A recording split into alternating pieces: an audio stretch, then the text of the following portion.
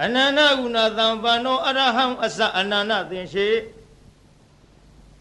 Tuaye maya myala thaumyong kuno apong du ne piso no mu tho Gorama nwe bwa ngaru myat swa phaya thakhin thi Di pengara paramule taramana gavama nai Winya thing sha ya le ba twin taba win thi Di pengara myat swa tanin chi ro yin nai Niyata malang Yate tumera phit sin kha ga Tara ko mo lon ji nyo ywe ko wo sin tara khin the phin Shin myat swa di pengara ga Gaba bada naungala nai Buddha tasu phit lai hu ywe Khun chu chu mya naut ton ha thi Niyata kho pwe de sai aung man no ko Bilang de tawana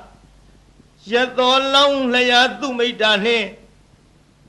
Makwa adu patana muliya jivu nite u thaywe panseno muge biwe Kabadada tahadadi kani Kabadwa kain tathain alon shi gon tho Satari Athin che yani le athin che ru kala balong Tamatinda parami yo Thana asamya la po ye Thong se anyi parami ro ro ko Puritawa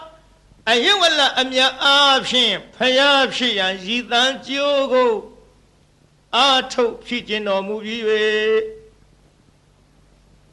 Anti mabawe ti pengara myat swa ju nei Pyare dola gababara asong sun no bawa nai Dewiya kapila pichin bayin tho dharana Nama taunya chau pye kwa thi Maya dewi maheti thotha tong shwe pya I Kausemi tan shin tan myai wan ja rai nai Wadaitawa Puro techa Inzana ming pyo chwin dwesi Tagayelun 60 khun we Tein zo nyo nyo tolong so thi Wazo la pi chwe ni nai Chamye tan de swe ni san pyo kain aung no mu bi ywe Long bani wane Na myo ro thong parong chi nga thwe ka shet ywe Piang de yin ju lun pyo myu tha Myin phyo ni pwin phu si thi Long bani tha mo in yin do nai Wiza yitawa 68 ခုရရုသားယဝိသခါနှင့်တန်ဃာတိမ်မုံဆောင်တွေ့ကြုံသာကဆုံလာပြီပူမင်းနေ၌ချမ်းမြေကြည်သာနတ်မြတ်မနှင့်ဘိုးဘာအပေါင်းရန်ခညောင်း၍တသောင်းလောကရပက်တင်ထလျက်နန်းစာကြောကျူးသူထက်ထူအောင်မိရှုတန်စင်ဖွာမြင်တော်မူပြီး၍သောလသဝတ္တကာလေ16နှစ်တက္ကရာသို့တွက်စီးပြမြောက်ရွယ်တော်ရောက်သောအခါ၌ရာဇာတိရိ1,600,000ဆွေတော်ပေါင်းနဲ့မောင်မမိတ်သား4,000ရလျက်ရံမသူဘာသူရမဟုထုံးပပြိုးပြောင်နန်းသုံးဆောင်ဝဲရွှေရောင်နိုင်ဆာနတ်ဓမြသို့ဘာဒကိဇနာဘိမရွှေလောင်မင်းရတော်နှင့်နဖောသက်ဝေမြနှင့်ရွှေလို့ကဟေရောဆက်ရွှေလက်ထ၍နိုင်ရထီယူတကြားတူလျင်စိုးယူပိုင်နဲ့ပွဲစုံခင်းလျက်မင်းတို့ထီဖုံးမိနေလားမရပြိုင်မောမင်းဤအသေးတော်ကိုအနုဘဝိတဝါ73နှစ်မြအာရရှင်ပြောစံစားတော်မူပြီး၍ ဧကုဏတိတ်သာဝိုသေးတောထွက်ဖို့ရာချိန်တောင်သင်မြတ်ကာရကရာသည်ပါရမီဆောနိုးသက်ရွယ်တော်29သို့ပါတေတရွေ့၍ကြီးမြောက်၍ရောက်တော်မူလသည်ရှိသောစတုရောနိမိတ်တေသူအိုသူနာသူသေးတခန်းယဟန်တချ၄ပါးသောလမိတ်ကြီးတို့ကိုဒိဋ္ဌဝါဥယျာဉ်ကစားရန်ထွက်တော်မူစဉ်တွေ့မြင်တော်မူရလေသောကြောင့်နိဗ္ဗိန်ဒိဋ္ဌဝါနာထီတော်နံတော်ကျန်ငန်းဟွန်တော်၌မပြောမမွေညီငွေတော်မူလာသည်ဖြစ်၍နေခမန္တော်69ခုရရုရွှွဆိုဝါဆိုပုံနမဗျက်ကတိနာဆွေကျင်းရမတိချမျက်စုရဟုဖုံးဟေဖွာသည်နေ့ပင်မမွေနိုင်အောင်သံဝေဆောင်၍တန်ကောင်ကာလတိုးတိုးမြဖြင့်ဆန္ဒမတ်ကြွပါခေါ်၍စီတော်ရင်လှကနကနှင့်နမခွာဆောင်တော်မှာလောင်းတို့ရောက်အောင်မပြည့်ထွဲကြည့်ထွက်တော်မူလည်းရဲ့ပါဝိစိတဝါဗတ္တကိဉ္စနာအလှမြဖြောရသောကျင်ဆွေနှံလုံးပေသည်ရေခွေသုံးသထုံးဖွဲ့အပ်သည်ရှောင်မြရတနာသံကေတာကိုတွေ့တာမထားပေကရှာလျက်ဖျက်ဖျားပြမကလူလာသည်ရောင်ဝါတင်ဆောင်ကြတဲ့ငန်းဖြင့်ထီနမူရာစွန့်ပစ်ခါရင်ကြည်သာရွှင်လောင်းတော်မြိုင်နာမှာယဟန်ပြုတော်မူပြီး၍သဘာသာနီနန်းနှင့်မနီထီနှင့်ဝေကွာတော်မြိုင်သာဝဲသင်္ချာတွက်စစ်6နှစ်တိုကာလပတ်လုံးဒုက္ခရဇရိယာနီခန္ဓာညှိုးခွေကြည်လူကမန်းအကုန်ခန့်အောင်ပင်မဆင်းရပြုတ်နိုင်ခဲ့သည့်လွန်ကဲသောအကျင့်တော်များတို့ကိုစရိတဝါနာဟာသွေးသာခန့်ချောက်အသက်ပင်ပျောက်ပျောက်ဟုမကြောက်မရွံ့နောက်မတုံမဲ့သက်စွန်ကျူပန်းဖြီးစွန့်ကျင်ကြံတော်မူပြီး၍ဘောရိမနေအဝိဇဟိတဌာနသာစီရှစ်တီနှောင်းပြအချင်းအခြားမင်္ဂလာဘူမိတုမရှိသည်ဘောရိမန္တိုင်မြေဥဟုကိုင်၌ပိစမာရေဒေဝဗုဒ္ဓစသည်ဗျာမင်္ဂပါတို့ကိုဇေတဝါပါရမီတော်မြတ်အရဟတမေဓာတန်လျက်ဖြင့်ပဲဖြင့်ခုံထွင်းသုတ်သင်ရှင်းလင်းအောင်မွဲခင်းလျက်အောင်သာရင်ကျူကျူအောင်လာတော်လွင့်ထူတော်မူပြီး၍ဗုဒ္ဓဘာဝလေးပါးသစ္စာပုရိအာကိုဆရာမကုတယံဘူးဖြင့်နုမြူမကြမ်းမဖောက်ပြန်ပဲဝေဘံပိုင်ချသိမြင်ညာသည်သုံးမလောကမကုတထိုဖူးအောင်ဝဲမှုတဆူနတ်လူတို့မျက်ရည်ဖယားအဖြစ်သို့ပတဝါရ3ခုကြုံကဆုံလာပြည့်ဆင်းမင်းနေ၌ကျွေကျွေလှိုင်ဆူရောက်တော်မူပြီး၍ဣတိပတနေဣတိပတနာအမည်ရသောမိဂရာယေဘောရိမန္တိုင်မြေဥကိုင်မှတောမြိတ်ယူဇနာ18ကွာ၍ဘာယာပြည်ကြီးနန်းစီထီဤအနိရှင်လျက်တာချင်းငှတုအသက်ပေးရမိဂရာဝုံရကုံသာမောစုံမြိုင်တော်၌ဓမ္မစေကံဝိညာဆူဆူတရားမှုတို့ကြည်ပြူလေးစားဟောကြားမြဖြစ်သောဓမ္မစကြာဒေသနာတော်ကိုအရေတယီဝါဆိုလပြည့်စနေနေ့၌ချမ်းမြေတာယာတရှိဟိဖြာဖြင့်မဟာဝေဂီထေငါဟမီကိုဥတီခေါင်များအမှုထား၍ဟောကြားလစ်ဖွင့်ကျူးရင်တော်မူလေပြီတန်ခေါ်ဓမ္မဒ ထိုခေါရမနွယ်ဝါရှင်တော်မြတ်ဖရာကိုအဟံဇတိလဟုနာမသမှုအကျွန်ုပ်သည်နမမိနိုင်ဖွဲ့မမြင်ဗုဒ္ဓဝေကိုစိတ်တွင်ဆွဲမှတရာရဖြင့်လေးမြယိုကျိုးလက်စုံမိုး၍ရှေ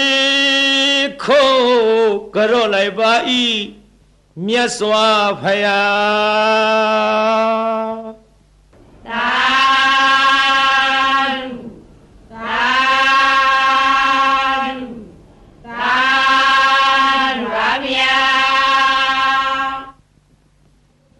မာရယခံကစားစောရံစိတ်စမနိသသစ္စကံ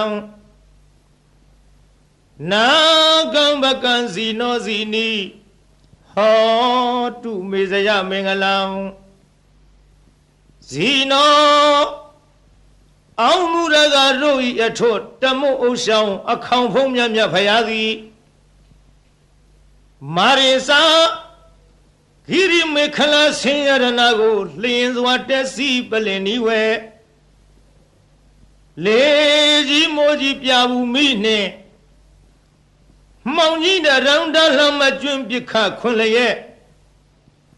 အချင်းသိဒ္ဓပလင်မြတ်မှအမြန်ထလော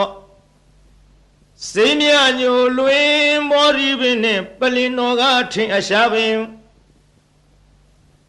သင်္ကာမဆိုင်ငါတော်ပိုက်ဟုဆွဲကိုင်းလက်နဲ့ရက်စင်မဲ့ဖြင့်အောက်ထဲဝရန်သောညာအောင်အတောင်ဟေကျွေးမရင်ကြည်သည်ယံဘေတသိမာနမင်းကို၎င်းယခိစာဓမ္မိုလှမိုးမိဒီမိုးကိုရွာဖြိုးသွန်ချရမိကြသောဒေါသပြင်းထန်ငါပိမှန်မှအမြန်ထွယ်သွားနှင်ရအာသည်တရားကင်ကွာအလာဝကတေဇထံပြင်းဘလူမင်းကို၎င်းကစီစာအစွဲထဲချွန်ရဲ့မွန်လည်းရဲ့အလုံးဆိုးညစ်အမုံရ၍ရှင်จิตတလင်သုံးလူမင်းကိုအတင်းအကြဝိညာဉ်ပြောင်းထိုးသအငါရှေရှုလာသည်နာလာဂီရီတောင်ရှိနီနီဆင်မြောင်ကြီးကို၎င်းစောရေစာတဟုံဒီဖြင့်ခရီးဝေကွာသုံးယူဇနာကိုလက်ရည်စွာပြည့်စွန်တော်မြိန်နာငါလူဖောင်းလက်ဖြတ်သေုံသတ်၍နန်းရကကြောမွေးမဲ့တော်ကိုမြင်းသောစိုက်စိုက်ထားဖြင့်လိုက်၍မကိုက်ထွတ်တင်သုံးလူရှင်ကိုအသင်ရှောင်ဝေးဘဲကြောင့်ပြေဟုဒါရည်ပြကသတ်မိလာသည်လွန်စွာဆိုပြီးအင်ကုလိခေါ်တခိုးကြောကို၎င်းစိတ်စမနိမ့်စအလုံးကောက်ကြည့်ဒိဋ္ဌိညစ်တို့အပြစ်ရှာကြောင်းမကောင်းညာဖြင့်စီမံဆုံးမြတ်စေလွတ်လပ်၍ပရိသတ်ထဲအရှက်ကွဲအောင်ဆူဆွဲရစွာစိတ်စမဟုပညာခေါ်ထုံမိမ့်မယုတ်ကို၎င်းသစ္စကိစ္စမစင်မဖြူဒိဋ္ဌိယူဖြင့်မြည်သူကိုမြတ်မချပဲဝါဒချင်းပြိုင်သူကနိုင်အောင်အနိုင်လွှမ်းမိုးအယူဆိုသည်ဒေထီမျိုးမိုက်သစ္စကပရဝိုက်ကို၎င်းနာဂိစာဒေါသလွှမ်းမိုးမြဲဆောင်ထိုးကအယိုးကြီးမွမွေပြကြအောင်တေဇထံပြင်းနန္ဒောပနန္ဒနဂမင်းကို၎င်းဘကိစာညမြင်ကင်းကွာအတ္တသာဟုမိစ္ဆာလွှမ်းမိုးအယူဆိုသည်တခိုးအယောင်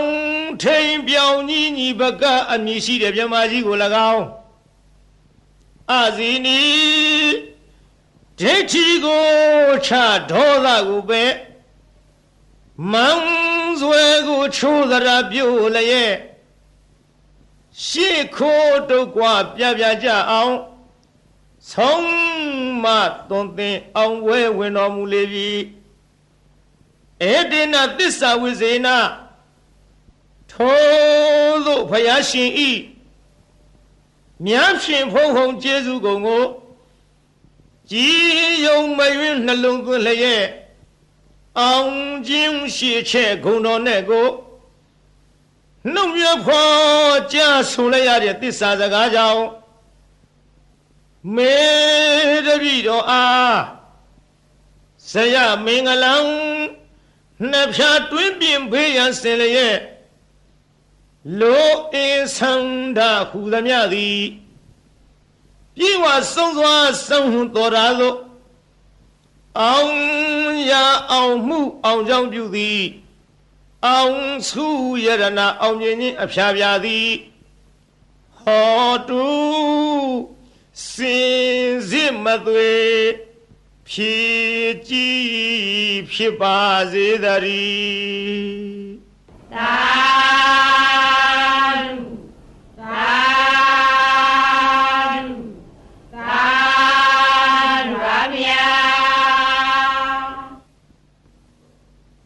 ဗုဒ္ဓရိနာနုဘဝေနဒုနိမိတ်တုမင်္ဂလာဒုသတ္တပပကဟာစဝိနာတံတုဒုသုပိနာဣဒဌာနေဣယယတုအာဂတနာမနောပုဗ္ဗေဇောအစင်နှင့်ကြည်ရွှင်ဟရိယရောက်လာကြကုန်သောတေတုံမကံမြတ်စွာနှုတ်ကပပရိတ်မြတ်ကိုချင်းကယုံကြည်ခုံးမိညွတ်ပြောင်းတင်သူတော်ကောင်းတို့ဤဧဇတိကဘာဟိရေသူကိုရင်းကိုဘာနထာနာတို့၌ဒုနိမိတ်တာသာဇနီးတပေါင်းစွတ်တဲ့ရောက်နှင့်ချထောင်ပြဝဖွလင်းတာဂျိုးဆိုးသမျှငဲ့တွန်းတဲ့တရိษံဝင်ပြန်ခိုးအိမ်မကောင်းသောတိတ်နမိတ်တို့သည်၎င်းသူမင်္ဂလာစားကျက်တရေဖြင်းသိမ့်တဲ့မိန်၍အရှိန်မလင်းအဆင်းဆိုပုတ်ရုပ်ရုပ်ညို့ညို့အမျိုးအမီအကြီးအသွင်းမကြည်လင်အောင်ကြာမြင်တွေ့လာမကောင်းသောမင်္ဂလာတို့သည်၎င်းဒုသရဇလံဆိုးရွံ့ထိတ်စိတ်မသန့်ဝဲကြဲကြဲလောင်လောင်ထက်ခေါင်အိမ်မိုးဝင်ထိုးကြောတန်ငှက်တရံတို့ဤဆိုးသွမ်းသောအတန်တို့သည်၎င်းပပကဟာဇာဂျိုနေဂျိုပန်းစံလက်ကျန်နှင့်ညွန်းနွမ်းဆိုးရုပ်ဆုံးဘုတ်ကဝေတဆေမင်းစာမာရယာရဲ့ခရတရမြုပ်အနှုတ်အဖွဲအဆွဲအလံအကြံအနုပြူသမျှမကောင်းသောအလုံးလာပယောဂတို့သည်၎င်းဒုက္ခဘိနာဇံအသေးဦးနှုတ်ရိုက်ပုတ်ချီနှောင်းခရောင်ကရရောင်ရန်ကိုကျွေးပူဆွေးဆူပွဲမနှေးသက်ဖွယ်သောအိမ်မက်တို့သည်၎င်းဗုဒ္ဓရိနာဖယားအစဓမ္မသံဃာယရဏတို့ဤအနုဘာဝေနာတကုရှိန်စောမေတ္တာတော်အနုဘောတော်တို့ကြောင့်ဝိနာတံတုမမိမဆအနိယသောမကမချင်းဝေအောင်ကွင်၍ကင်းစင်လွင်ပြောင်းမရောက်ဝေးစွာကွာသည်သာဖြစ်ကြပါစေကုန်သတည်းသာ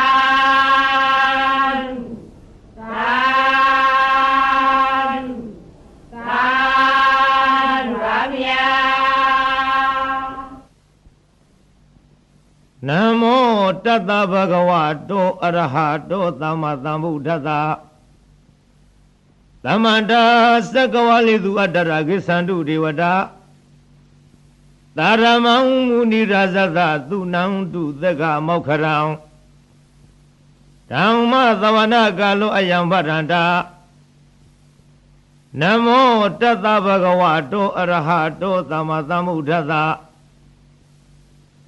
Namo Tata Bhagavato Arahato Sama Sambuddhassa Namo Tata Bhagavato Arahato Sama Sambuddhassa Ye Tanda Tanda Sita Ditarana Tarana Etha Lokandriwa Bhuma Bhuma Sadiwa Guna Gana Gahana Vyavadatawa Kala Iti Ayandu Riwa Wara Ganagama Ye Meru Yazi Watando Tanto Tanto Zahidu Munivra Wazana Thodu Mega Samega Tabe Dusaka Walidu Yakha Diwasa Vyamano Yang Amehi Kadambu Nyantava Sampati Dharakam Tabe Dam Anumo Diduwa Samega Sadhani Rada Pamada Rahida Hondu Are Khadu Viditato Tadana Dasa Loka Zawudi Wadu Zavara Tadanam Bisa Lokinsa Dewa Rekhandu Zavara Tare Hondu Dukhi Dabe Vari Warehi Adano Aniga Zumana Hondu Zahaza Vihi Nyadivi Raza Dowa Sora Dowa Manuka Dowa Amanuka Dowa Egi Dowa Uraga Dowa Pitasa Dowa Kanuka Dowa Kanaka Dowa Nekada Dowa Zanabara Yoga Dowa Adadoma Dowa Adandeti Dowa Adapurida Dowa Sounda Hati Ada Miga Gona Kukura Ahi Wesika Manita Vadibi Sadari Sadugara Mahindaya Kayaka Zarihi Nana Dowa Nana Yoga Dowa Nana Ubadawa Dowa Arekam Ganandu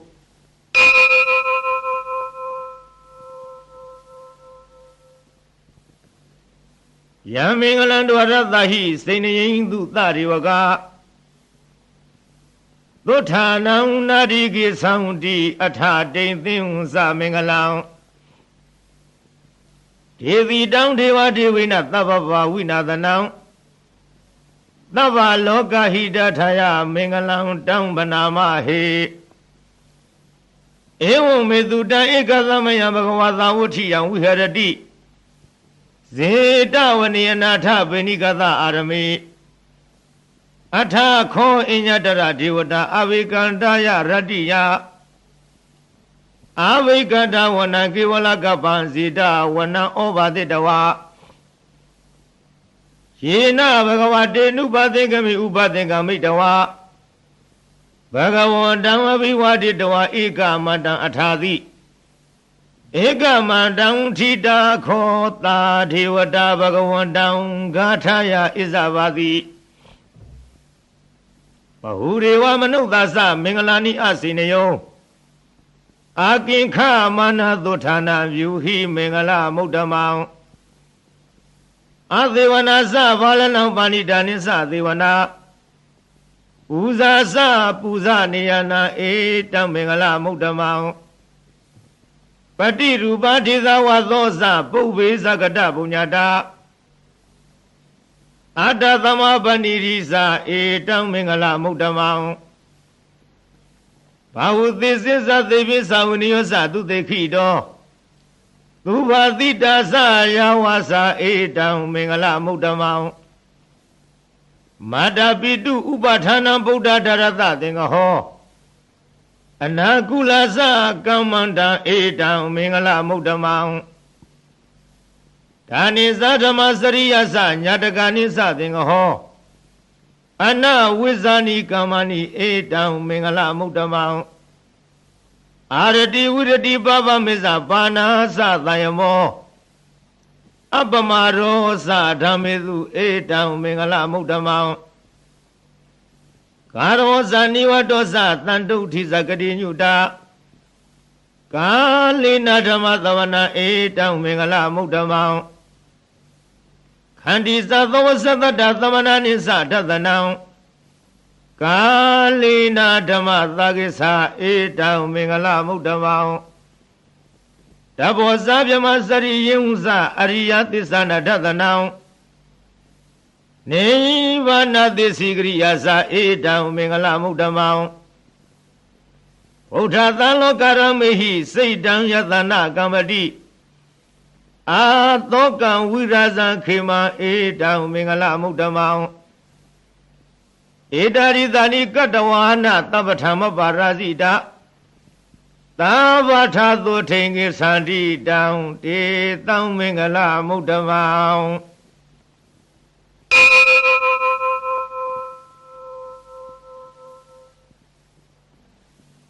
ပဏိဒနာတောပဋ္ဌာယတထာဂတသဒသပါရမီယောဒသဥပပါရမီယောဒသပရမထပါရမီယောတိသမတိသပါရမီယောပစ္စမဟာပရိစ္ဆာကေလောကထစရိယညတထစရိယံဗုဒ္ဓထစရိယတိဒေသောစရိယာယောပစ္စည်းမဝေခဘဟောကတိဇာတေယပိနိခမနံပရဏစရိယံဘောရိပန်လင်္ကေမာရဝိဇယံသဗ္ဗညုတညာနာပတိဝဒံဓမ္မစကပဝတ္တနာနဝလောကုတ္တရဓမေတိသဗ္ဗေပိမေဗုဒ္ဓဂုဏေအဝိဇ္ဇတဝါဝေသလိယတိတုပက္ကရန္တရေတုတိယမရတိပရိတံကရွန်တောအယသမအာနန္ဒထေရောဝိယကာရုညစေတံဥပထဝိတဝါကောတိတတသဟသေတုသက္ကဝါလေတုဒေဝတာယတနံပတိကနံတုယင်္စဝေသလိယပုရေရောဂမနုဿတုဘိကသံမုတံတိဝိရမယံခေပမန္တရဓာပိတိပရိတံတံဗနာမဟေယာနိရဗုဒ္ဓနိသမဂတာနိဘုံမာနိဝါယာနိဝါအန္တလိခေသဗ္ဗေဝသုမနာဘဝံတုအထောပိသကိစ္စသုနန္တုပါတိတံသာသမဟိဗုဒ္ဓနိသမေထသဗ္ဗေမေတ္တံကရောထမနုတိယပဇာယဒီဝါစာရတောဇဟရံတိယေဝလိတသမဟိနိရခထအပမတာယံကိစီဝိတံဣဒဝါဟုရံဝသကေသူဝါယံယရဏပဏိတံနာနောသမံအဋ္ဌိတထာဂတိနာဣဒံမိဗုဒ္ဓေယရဏပဏိတံဣတိနာသစ္စေနာသုတိဟောတုခယံဝိရာဂံအမတံပဏိတံယတိစကတေကြမုနိသမဟိတောနာတေနာဓမ္မေနသမတိကိစီဧရံပိဓမ္မေယရဏံပဏိတံဧတေနသစ္စေနသုဝတိဟောတုယံဗုဒ္ဓသစ္ထောပရိဝဏိသုစိံသမာရိမာနန္တရိကိညမဟုသမာရိနာတေနာသမောနဝိဇတိဣရံပိဓမ္မေယရဏံပဏိတံဧတေနသစ္စေနသုဝတိဟောတုယေပုဂ္ဂလာထပတတံပတထသတ္တာရိဧတာနိယုဂာနိဟွန်တိဧရခိနေယသုကတသသာဝကဧတေသူဒိဏာနိမဟာဖလာနိဣရံပိသံဃေယရဏံပဏိတံဧတေနသစ္စေနသုဝတိဟောတုယေသောပယုတ္တမနသာဒလိနနေဂာမိနောဂောရမသာလနာမိတေပတ္တိပတ္တအမတံဝိကရှလတ္ထမူရာနိဗ္ဗုတိဘုံသမနာဣဒံပိသံဃေယရဏံပဏိတံဧတေနသစ္စေနသုဝတိဟောတု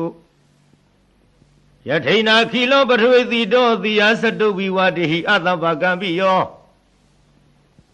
တထုပမံသပုရိသံဝရာမိယောအရိယသစ္စာနိအဝိစ္ဆပတ္တိ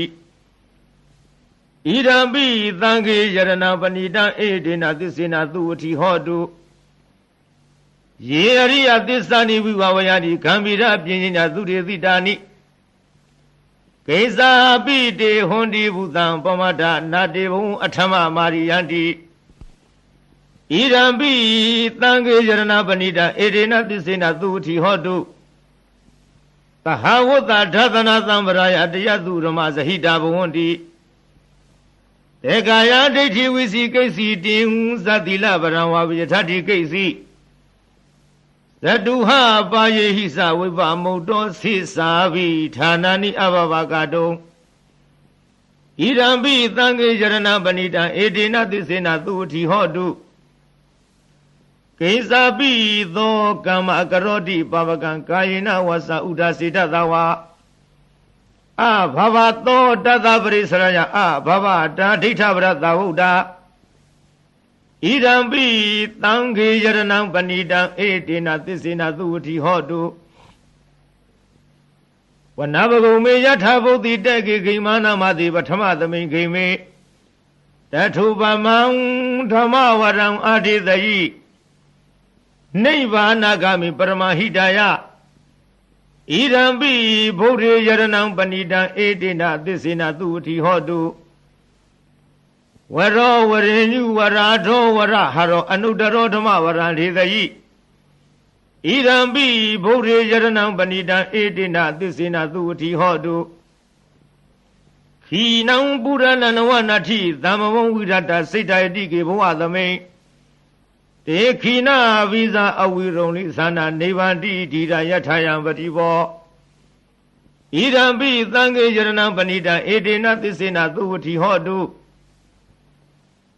Yanira Buddhani Dhammagatani Bhumani wa Yani wa Andalekhe Tathagatam Deva Manukta Pusitam Buddham Namadama Tuti Hodu Yanira Buddhani Dhammagatani Bhumani wa Yani wa Andalekhe Tathagatam Deva Manukta Pusitam Dhammam Namadama Tuti Hodu Yanira Buddhani Dhammagatani Bhumani wa Yani wa Andalekhe Tathagatam Deva Manukta Pusitam Dhammam Namadama Tuti Hodu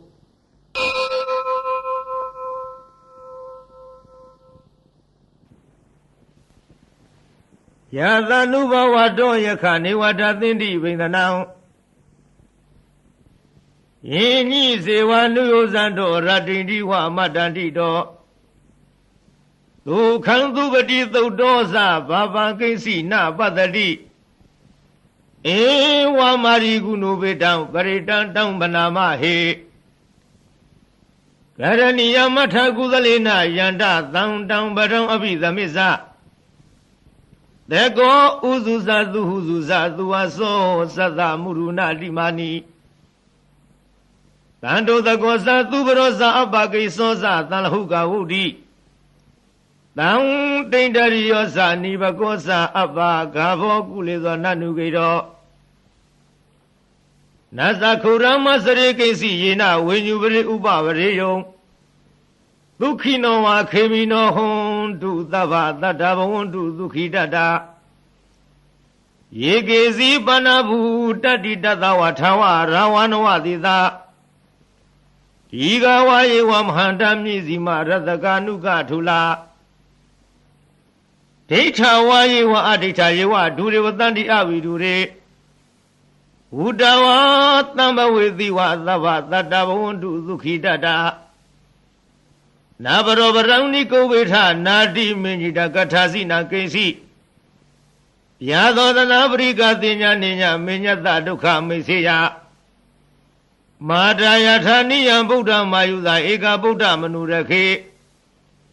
Evam vi tava buddhetu manatam bhavaye aparimanam Mete sadhavalokadvi manatam bhavaye aparimanam Audam arosa tiriyasa adhamaram aviram madhapadam Deitha saram nithaino va dayano yawa tathavita medho Etantade adhitheya vyama metam vihara miramahu Deithi nubhagama tilawa tathanina tapano Kamedu vineya giranahi zato gavadeya Unaredi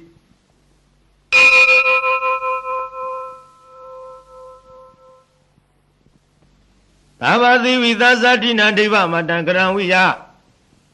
Yang nadidi vidhangoram titin sabi paritayam အာနာခိတမိသဗ္ဗထသဗ္ဗရသဗ္ဗပါဏိနံသဗ္ဗသောပိနိဝရေတိပရိတံတံဗနာမဟေ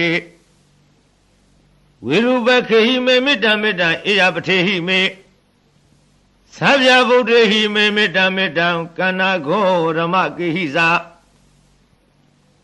အပါရကေဟိမေမေတ္တမေတ္တတုပါရကေဟိမေသရုပရိဟိမေမေတ္တမေတ္တဘောပရိဟိမေ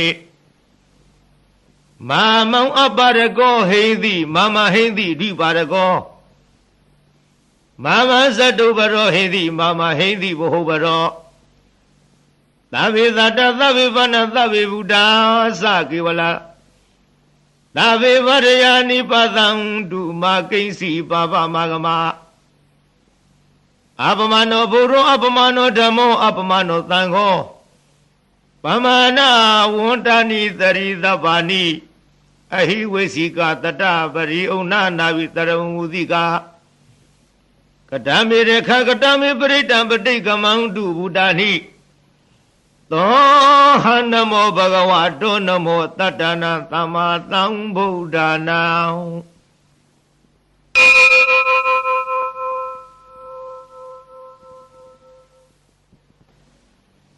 ဝရိတံဝရိသမ္မာရိနိဗ္ဗာတံမောရယောနိယံယေနသံဝိဟိတရခံမဟာတတ္တံဝနိစရာစီရသံဝါယမန္တပိနေဝသခိသုဂဏိတောယမမန္တတိအခါတံပရိတံတံဗနာမဟေဥရတယသက္ခုမဧကယာဇဟရိတဝနောပထဝိပါဘာသောတံတံနမသမိဟရိတဝနံပထဝိပါဘာသံတယဇဂௌဒါဝိဟရိမုဓိဝတံယေဗျမနာဝရကုသဗ္ဗရမေတေမိနမောတေသမံပါလယတုနမထုဗုဒ္ဓနာနမထုဘောဓိယနမောဝိဗုဒ္ဓနာနမောဝိမု ക്തി ယဣမံသောပရိတံကတဝမောရောစရတိဧဒနာအပေတယံသက္ခုမဧကယာဇဟိတဝနောပထဝိပါဘာသောတံတဏမသမိဟရိတဝနံပထဝိပါဘာသံတိဇဂௌဒါဝိဟရိမူရတေယေယမနာဝေရကုသဗ္ဗရမေတေမိနမောတေသမံပါလယံဝန္တုနမထုဗုဒ္ဓနာနမထုဘောရိယနမောယုဒ္ဓနာနမောဝိမု ക്തി ယဣမံသောပရိတံကတဝမောရောဝါသမကပယိ